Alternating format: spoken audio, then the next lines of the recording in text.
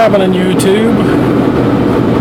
I don't know if I have a new roommate tonight, so I'm going to do this video in the last bit of driving here as I get closer to the hotel. I'm going to go ahead and record now, and that way if I do have a new roommate, at least I got something to post for this evening. So, I wanted to talk a bit about double clutching, especially double clutch downshift. I watched the videos a couple months ago, a bunch of different people and how they do it. And basically, everybody kind of does it very similarly. Everybody has their sweet spot of RPMs that they use, but for the most part, basic concept. Of course, I got cocky and thought, oh, that's no big deal. I downshift in my Dakota all the time. I just add an extra movement of the clutch. Oh, I forgot the rev portion, or feather, hitting the throttle to give it some RPMs before I shift into the lower gear. So okay, I kind of remembered that Friday, so I was trying it. I was doing better, but I was still missing gears a lot. So I went back this weekend at the house and I watched all the videos again. I have a little playlist built that's nothing but different people shifting, so I can see how they do it. I can get the concept back in my brain. It's like, oh yeah, you gotta, oh and you forgot two other things. First thing I forgot was, if you go too deep on the clutch, there is a clutch brake. If you push the clutch too far down, you will actually start putting a braking system onto the clutch that will slow it down. So when you pull the clutch back out and rev and push the clutch back in and go too far, you instantly start slowing the clutch down, and that causes obviously the inability to shift into the lower gear. I don't know why I lost that part in my brain, but like I said, it was a couple months ago when I watched those videos, so it is what it is. So I got that part stuck into my head. The other part, and maybe some of you seasoned veteran super trucker guys that maybe understand this can explain it to me. Why don't they put synchronizers in the transmissions in big trucks? I mean, the only reasoning I could come up with in my head is because they're not strong enough to handle that kind of load. Even if they designed one specifically for a truck, it wouldn't be able to handle that kind of load. So I'm curious why they don't put synchronizers in those transmissions, because it just seems to me like it would make the whole shifting process a whole lot smoother and easier up and down if they had a synchronizer in there to get everything lined up. So I'm working. Every time I've driven my truck, I only drove once yesterday, and I've been driving back down to Indianapolis, and I've been practicing on my little pickup truck what I learned by watching those videos again, and that way I can try and maybe have some skill, a little better, whatever, tomorrow, or whenever I get to go out on the road again. So I've been practicing with it, trying to go just enough into the clutch to allow it to slip out of gear, letting the clutch out, revving the engine, getting the clutch down just enough to slip it into the next gear, and letting it out. Now, that said, the clutch in my truck still has a lot more throw overall than what's in the semi that, the Pro Stars that we use on the road. So I'm still kind of getting that all in my brain, but I watched a guy that said he likes to plant his heel on the floor and just use the ball of his foot, the very ends of his foot, the toes and the ball, to gently push in on the clutch and keep his heel planted so he can't go all the way down. And that allows him to be able to, when he first started, allows him to be able to easily double clutch, downshift. I thought, that's not a bad idea. So that's what I'm going to start really focusing on. I'm going to really get it in my head that I'm just moving the clutch enough to get it to slip out of gear. I'm not actually trying to completely disengage the clutch. You know, and obviously because my pickup truck has synchronizers in the transmission, it is virtually no good to rev because it's synchronized. But it is something I can practice on.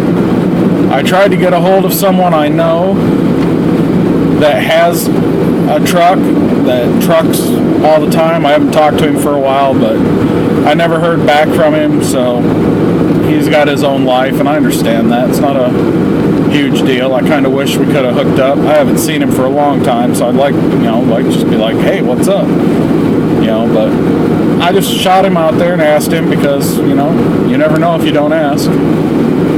Hoping to, take Saturday instead of spending the day laying around the house and relaxing all day. I'd zip over to where he's at and either ride around with him or maybe even better, get a chance to drive with some guidance, but it is what it is. So, but I'm getting that in my brain. I've also printed off my new version of the pre-trip inspection. Hopefully get that locked into my brain. The one that they hand out at the school, it's got all the details on it except for one thing, which is inspecting your upper and lower radiator hoses. And so I've added that to this one, but other than that, they had everything on there that you're supposed to be able to know to be able to pass the test. I just reworded things so it made sense to me. I don't want to say I added to it, but I guess I kind of added to it. I added some words and clarifications so that when I'm explaining it, it should, the tester, the examiner is talking to me, and says, oh, well, where is this? Or what do you mean by that? Because I guess they do that to you to make sure you're not just reciting a packet of paper. I'll be able to explain myself better. Because I've heard a lot of guys say, not cracked, bent, loose, broken, or illegal welds. Okay, great, but what does that really mean? Not that I don't understand all that, but other things, I can't give you an example now because I'm driving and I don't want to try and read it while I'm driving. So anyway, I'm going to work on that tonight again. Like I said, I've been working on, double clutch going up. I've always done it in this pickup truck since I've had it. I've heard about double clutch. You never heard about double clutch rev, clutch rev, clutch shift thing.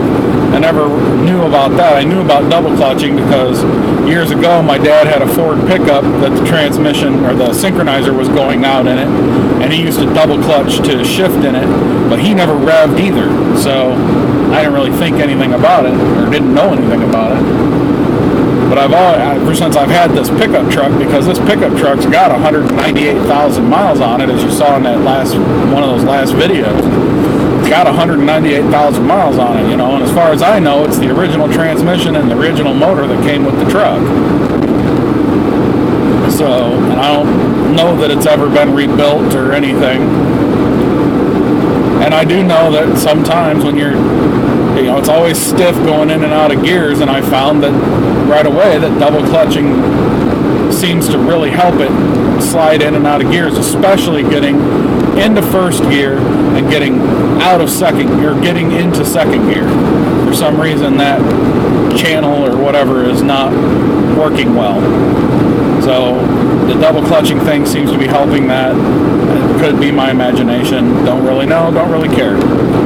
it's good practice because I need to be able to do it to pass this test so I can get on the road with my trainer so I can start making money, by the mile. So, anyway, I'm just a few miles from the hotel now, so I got a big pile of stuff in here to drag back upstairs to the room, and I'm going to try and get settled in and then get me some dinner, and I think I'm going to grab my shower tonight and be ready to go, so I don't have to deal with it in the morning. I can just get up, get dressed, get my breakfast, and get on the road over to the school. So anyway, Sunday evening, time to say 7:03 for now, and I will see you guys tomorrow sometime. I'll do a video, and hopefully I can tell you that all this studying and practicing on my pickup truck is paying off. Now that I have a better concept of how to double clutch downshift, hopefully I can incorporate that. The other thing, one other thing on that, real quick, I also know that I was not pushing the throttle deep enough to get the revs up, because they want you to go to 1,000, shift up 1,500, down to 1,000, shift up, rev to 1,500. They want you doing that. So now that I kind of, get that or whatever,